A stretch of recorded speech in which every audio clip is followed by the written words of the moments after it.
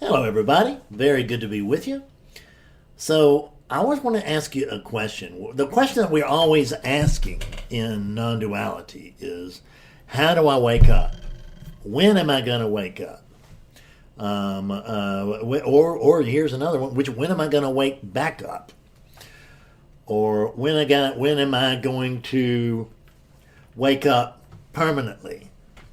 Or a thousand variations, but it's always about me and my waking up, right? It really is. And in post-awakening, I know that they say that post-awakening, that awakening is the end of seeking. I know that they say that. And I can tell you that there's the potential for that. But that doesn't have to be that way. It was not that way for me. So if you have had an awakening and you are not awake at this moment, not experiencing conscious awakeness at this moment, and don't throw yourself from the bridge. There's a way for you. There's a way forward for you. I promise you. And so my question is not when are you going to wake up? My question is, who is it that's asleep? Who's asleep over there? So let's call you Chris. That seems like a nice, generic, asexual name. Chris. So, Chris, you feel like you're asleep. Who is it that feels like they're asleep?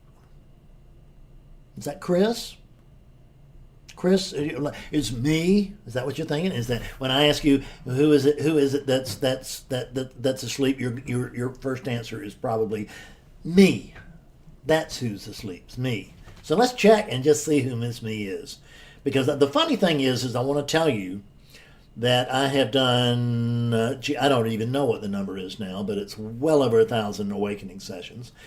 And unless somebody was already awake when they came to me, and some awake people do have awakening sessions in order to help them clear, but most of the time they're not previously awake. They're not awake, presently awake when a unit comes to me. There's not presently conscious awakeness functioning through it in the vast majority of cases.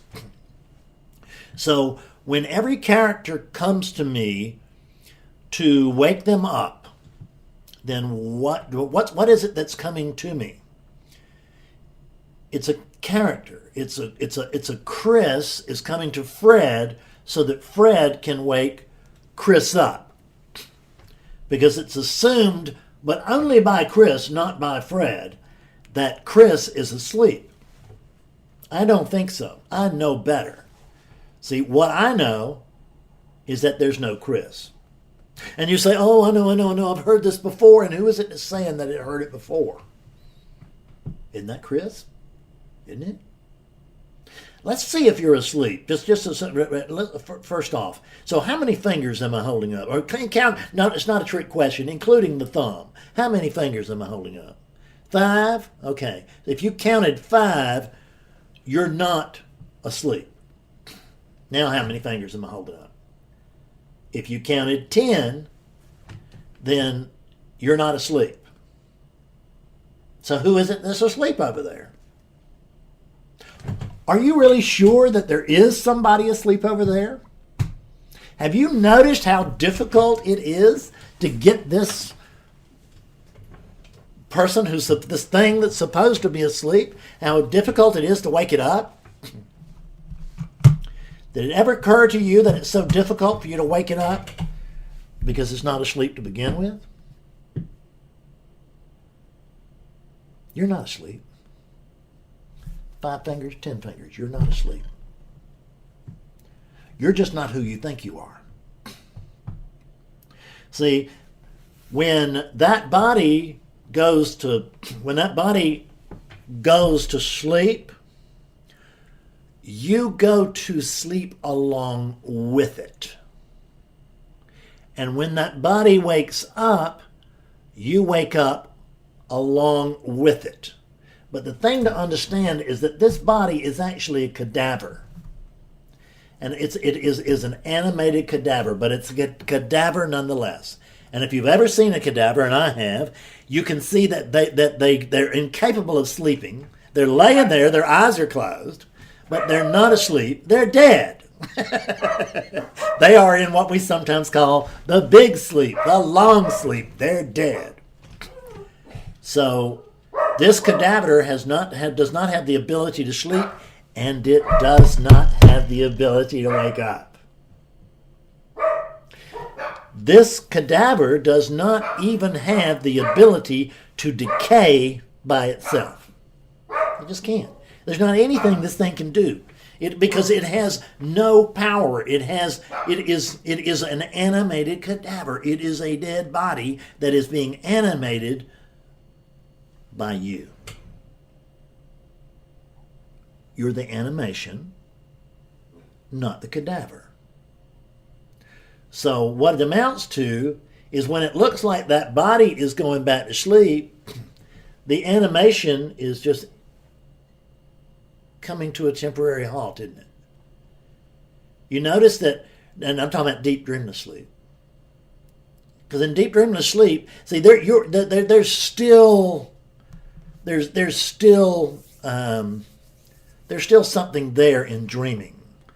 The character is still present in dreaming because the dream will be about the character. The character will either be starring in the dream, which is usual, or the character will be witnessing the dream. But one way or the other, that dream is tied up around that character.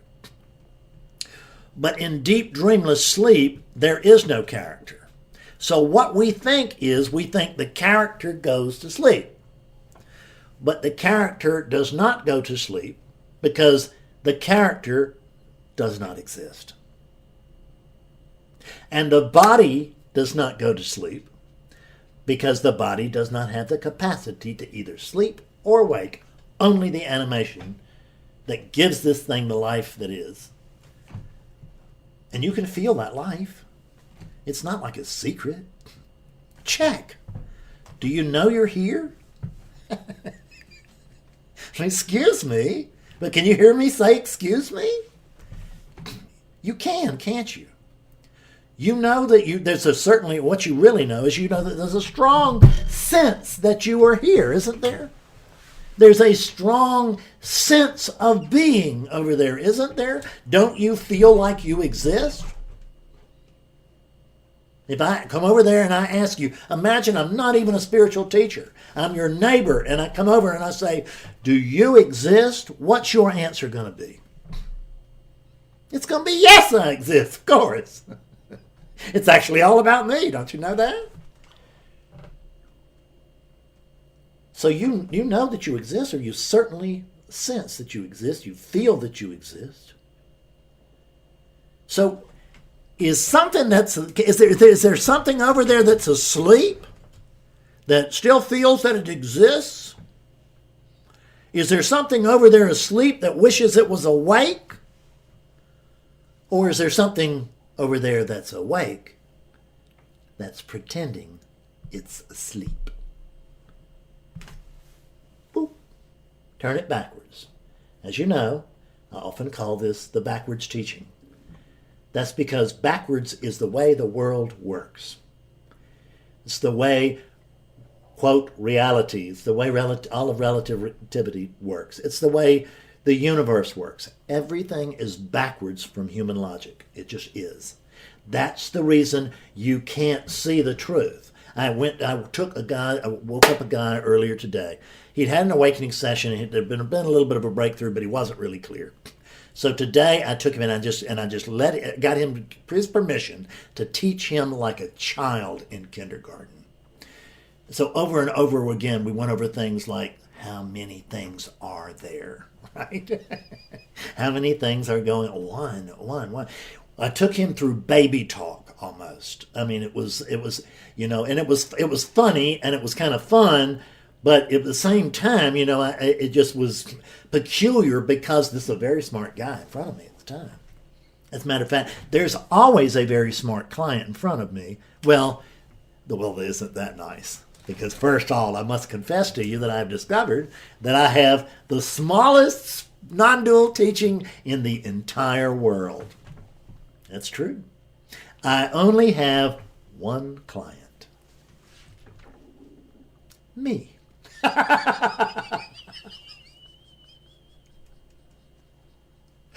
See, whatever it is that's looking that camera, probably, unless it's awake, a ness looking through that camera lens or into that camera lens, probably thinks that it's not this. It thinks there's this and that. But if there's just one thing going on, which is what we're all talking about all the time, just oneness, there can just be one here. So that's got to be, if there is just one thing going on, that has got to be the same thing that this is. It just doesn't know it. And what I'm going to tell you is that I am awakeness. Please don't confuse this with a Fred Davis. I confused it with a Fred Davis for over 50 years. But there is no Fred Davis. Fred Davis hoped to wake up to the truth of God, and the truth of God woke up to the fiction of Fred Davis instead. There's no Fred Davis. And there's no Chris. See, Chris and Fred are not coming together to talk about this. Chris and Fred are not getting together to talk about it. There is no Chris and Fred, and these units that are apparently talking are it. There's no Chris, no Fred. It looks at it, it feels it. I understand that from one point of view, but that's a very, very limited point of view. And it's a great deal of trouble to keep that point of view actually in focus. You will not believe how much trouble it is to stay asleep until you wake up. Their practices and all that are wonderful. I have one practice with one client, and this is it. I talk to myself all the time. I send myself money so that I'll talk to myself. Although I would talk to myself for free, but don't let that out, because this unit's having a big time over here.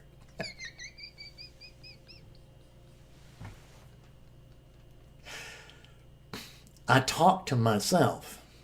And what I know is that my single client, me, I know when I show up, when Chris shows up, I look over there and I know there's no Chris, but I'll call it Chris. We got to call it something. I may as well call it Chris. That's what everybody else calls it. So no, why, ruffle the tide or fight the tide. So when Chris shows up, I look over there and I see, well, there's no Chris there. There I am over there.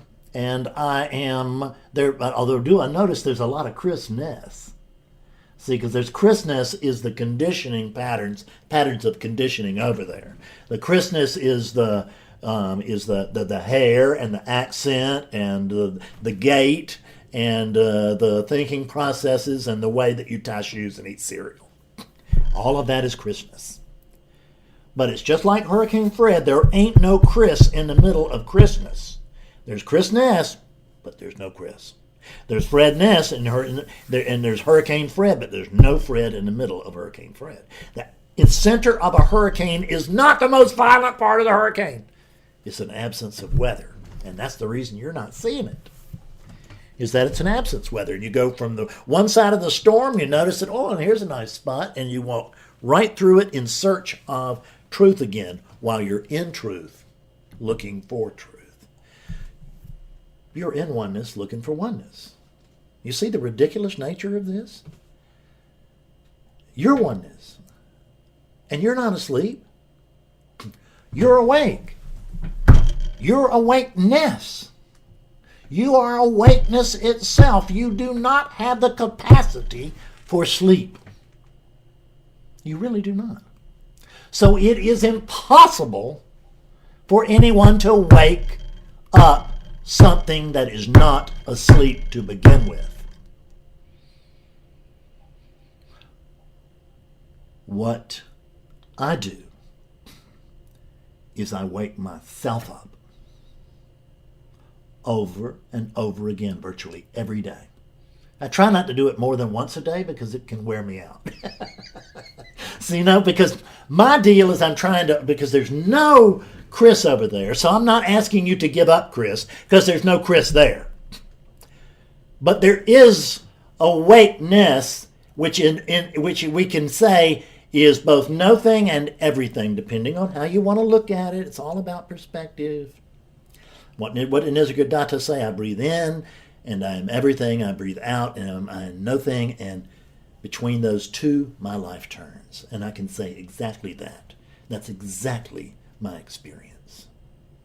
It's actually exactly your experience, too, because we are the same thing. It's just that you think you're a Chris, or you did before this video. You believed you were a Chris. Maybe you still do. And you can believe that as long as you're willing to suffer for it. Please don't let me take away your suffering ahead of time, right? Because you need to suffer as much as you need to suffer. And I can't know how much that is. I can tell you that for this unit, it required a great deal of suffering. But I do have students who don't have to go to those depths of suffering. They can sort of see, wow, this is not working out, and I can't figure this out. Gee, I wonder if there's anybody who could help me with this. I was too arrogant and too frightened to get a teacher. I was so afraid that teacher was going to tell me I wasn't already awake, and I was. But I was so afraid that he was going to tell me that I wasn't, that I wouldn't face it. This guy today that I tell you that woke up so brightly, just brilliantly, he started out with a small thing. Is that I took him through something. I said, do you see that? And he went, yes. And then he said, it's like this. And I said, exactly. And that encouraged him so much that because I had actually applauded him instead of telling him, no, you don't have it, but keep coming back. One day you'll get it. No, I had just told him, that's right. You've got it, and you've got it right now. And he went, oh, well, that means that this is. And I said, yes. And I literally clapped for him. Because what happens is that awakeness was waking up and seeing, oh, I see, and he's seeing backwards. It's seeing in the sense that it's because what I do is I help you see the mechanisms of the dream. And that's what this video is about, is to show you the mechanisms of the dream. You're not asleep. This dreaming is just a word. What do we mean by dreaming? We mean it's an arising. But in the desert, what do we call those? The things that show up in the desert, hell, the mirages. So a mirage is also an apparent arising. There it is. But how much does a mirage weigh? Well, it doesn't weigh anything. Well, okay, well, how tall is it? Well, it doesn't have any height either. Well, so let's go on over there and see. And as we walk over toward the mountain, the mirage disappears. And we go check where the mirage was appearing, and there are no marks in the sand from that mountain. That mountain mirage has just, did it disappear? Hell no, it was never there. Chris is not going to disappear. There's no Chris to begin with. The deal that I'm trying to make with you here is I'm not asking you for anything in exchange. I am asking you if you want to make the deal of everything for nothing. And you just can't make up your mind about it. The deal, let me repeat that. The deal that I'm offering you is everything, absolutely everything. And in exchange, I'm asking for nothing whatsoever. The only thing that you'll have to do in order to make this deal, and it'll be way to your satisfaction, I promise. I do have a line of people waiting to talk to me. I always do. I do not have a line of people waiting to untalk to me. In waiting for me to talk them out of what they've seen while they were with me.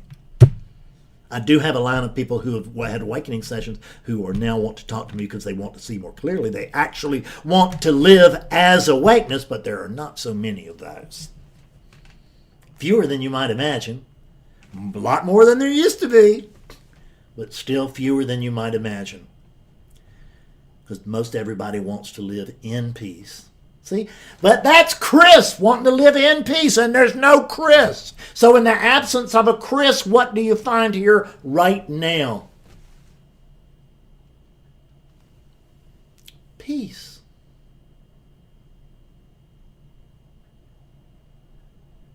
It's already here. You are this awake space. It's already silent. It's already still. So when you go looking for stillness and silence, you are noise on the search for silence. Does that make any sense at all? No, it can't happen. In the same way that they say, well, you can't find this thing as long as you're seeking. And that's true. And when I heard that, I said, okay, I'm going to pretend I'm not seeking anymore. Maybe that'll trick God and he'll show himself. But I found out I couldn't not seek. But when I woke up, I noticed, oh, they're right, you can't find it as long as you're seeking. Because you're it, and you're looking for it, which is what you're looking for. What's looking is what you're looking with is what you're looking for, only you're looking for it over there. But there's no over there, because there's only one oneness. Count them. We are back to that mighty math of one. I'm going to keep this simple and short and get out of here right now. I do hope this helps. I can hardly imagine that it won't, but surely there will be folks out there who will not be able to hear this. And you know what I tell you? Repetition is the mother of clarity. That's the way it worked for me too. Listen to this again. And if you get it, wonderful. And if you don't, give it a day or two or whatever you feel like. Whatever happens is what we're really talking about. And watch it again. Good luck. I do love you. Bye-bye.